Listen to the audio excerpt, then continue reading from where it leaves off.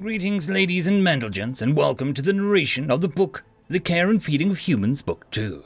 All about the Lynaeids. If you're new, there's a playlist linked down below. And as always, I hope that you enjoy. Part 20, Betrayal. Lynaeids don't deal well with betrayal, though really, what species does, except for the glint. They have shown a magnanimous graciousness in the face of their own adversity with the Gregregate. Lynaeids, however, have shown a disturbing tendency to hold grudges weeks and even months after the incident. The week review of Ontological Species Studies, all about the Lynaeid Betrayal, published by Glass and Steel, all about Lynaeids, translation engine 3.1415. The next morning, Fubsy booped Nerif on the head to wake her up. Fubsy, what are you doing here? You were sleeping with Terif last night. Nerif rubbed her face and tried to pull her early morning thoughts in order. On one hand, it had been very lonely not sleeping with either Fubsy or her nesters. On the other hand, she did love being able to roll over without worrying about squishing anyone else. Fubsy booped Nerif again, and Nerif noticed that Zoe was already gone from her bed. Nerif got dressed and stepped out of her cabin. There was a bustle of activity and packing, while Terif was serving a warm breakfast that looked like inkfish wraps. Nerif grabbed one gratefully and looked at Terif, who was packing away his cooking kit. How's the captain doing? She asked. Terif shrugged. He seems fine. Zoe scanned his leg this morning and she said there wasn't any change. We'll be taking off in a few minutes. Zoe said that you were already packed and to let you sleep until just before breakfast. Thanks for using Fubsy to wake me up, Nerif said after swallowing her bite of warm inkfish. It wasn't really inkfish, and she knew it. One of Terif's gifts was turning Sea Reach Carnival Paste number 3 into something that looked and tasted like home. Terif didn't answer, and Nerif glanced over to see that he'd already moved his kit over to the droids and was loading it. Nerif took the hint and grabbed her gear and packed it into the droid too. Once the droids were packed and the palanquin was attached to the top of them, Nate and Alan went back to ship to bring Captain Rackham out. Terif followed them to get Fubsy, and Zoe was making a final sweep of the ship to make sure that they weren't leaving anything behind. Kurif and Nerif waited by the droids. Then Kurif said, The captain's been lying to us, or hiding something from us, hasn't he? Nerif looked at Kurif in surprise. Did Nate or Alan say anything to you? Kurif shook his head and looked away. No, I've just been feeling I've been getting. Something isn't right. Nerif hugged her nester with one arm and leaned her head on top of his. I'll tell you the same thing Zoe told me. Trust your feelings. Nate and Alan came out with the captain and loaded him on top of the palanquin. They went back into the ship to bring out the FTL drive. Terif had his hands full with Fubsy, who was evidently in a playful mood and wanted to treat Terif like her own personal climbing tree. When the FTL drive was put on top of the palanquin, the droid staggered a bit. It's too much for them, Captain Rackham said. The weight is just too much. I'll walk. He started to move off the palanquin and winced when he moved his leg. You'll stay right there is what you'll do, Terif said, from under Fubsy's attempt to climb onto his head. Terif turned to the group. We can take the captain to the shuttle and then some people can come back in here and get the FTL drive. Not a plan, Captain Rackham said, as everyone else said no.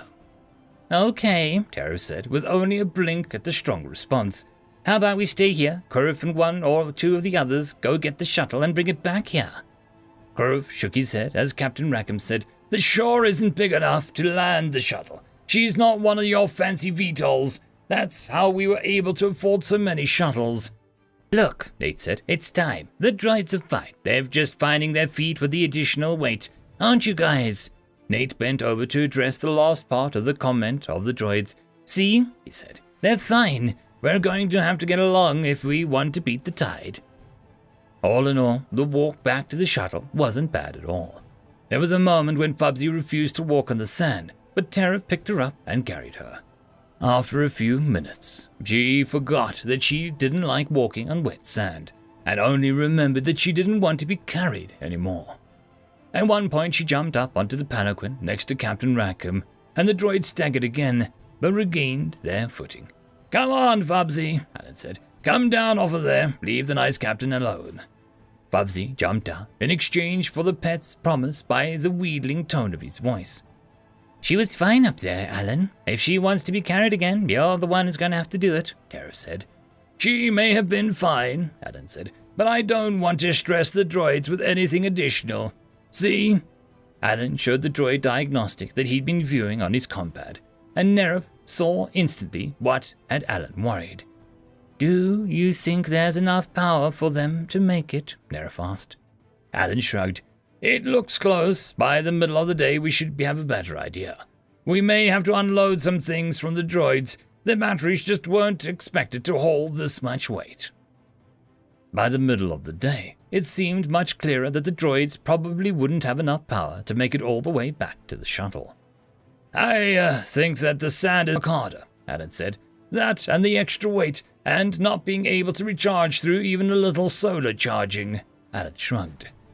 They broke for lunch. The cliffs had given way to dunes again, and the palanquin was removed from the droids in the hope that they could get a little extra power from solar charging. While Tariff made lunch, everyone else unloaded their things from the droids. Zoe seemed to have no trouble leaving her stuff behind. Nate loaded a few things into his backpack. Alan piled everyone's stuff and built a cairn to protect it. In case we come back, he said. The one that had the hardest time was Tariff. He stroked his knives. I just got them, he said. They're such a nice set, and balanced perfectly. They keep a great edge. Watch this. He tossed a leaf in the air and swiped at it with his cleaver, and 2 pieces drifted down to the ground. Bubsy promptly grabbed one of the leaf pieces and then split it out and rubbed her face with a paw. We'll give your knives a special spot in the cairn, Alan said. Right on top, so if we come back, they'll be the first things you see. Tariff nodded glumly. I just don't want to watch. He turned his back on the cairn as Alan put the kit in the cairn. Nerif saw Nate put his finger on his lips and then pulled Tariff's knives out of the kit and slipped them into his backpack, dumping out whatever it was that he'd stuck in his backpack originally. After lunch, they loaded the droids back up with the palanquin, the FTL drive, and Captain Rackham. Captain Rackham had been sleeping a lot, Nerif noticed. He hadn't even eaten most of his lunch and slept instead. The droid stepped a little better with a lighter load, and they were able to make good time to the shuttle. The captain seemed better in the bed on the shuttle. Now we just wait, Zoe said. I think it's 2 more days before the nonsuch is supposed to be back to get us. Great, Tara said. We can go back and get the cairn and my knives. Actually, Nate said, slipping his pack to the floor and started to reach in. Captain, please reply. Captain, this is the nonsuch. Please reply. The voice on the speaker seemed tired, as though they'd been doing this with the periodic intervals for a while now. Zoe answered the hail. This is Zoe. The captain has been injured. We can take off on your mark. Thank goodness, the voice said. The shuttle bay is ready, and we will have the medical team standing by. Everyone strapped in and checked to make sure that everything was battened down. Quirf jumped into the pilot seat, and Alan grabbed the co-pilot seat. Quirf said, Okay to take off? Captain's belted in, and Fubsy is harnessed. Everyone else is belted. You're good to go. The captain woke up in the shuttle, docked to the bay. It's okay, Arrow said to him. We're back on the nonsuch. About time, he said in a grumpy voice. Quirf opened the shuttle loading door, and Alan headed out to coordinate the medical team. He stopped at the top of the ramp and lifted his hands. What's this? Zoe said, and reached for her weapon, but it was too late. The medical team boarded the shuttle, weapons at the ready, and Captain Raccoon hopped out of the bed.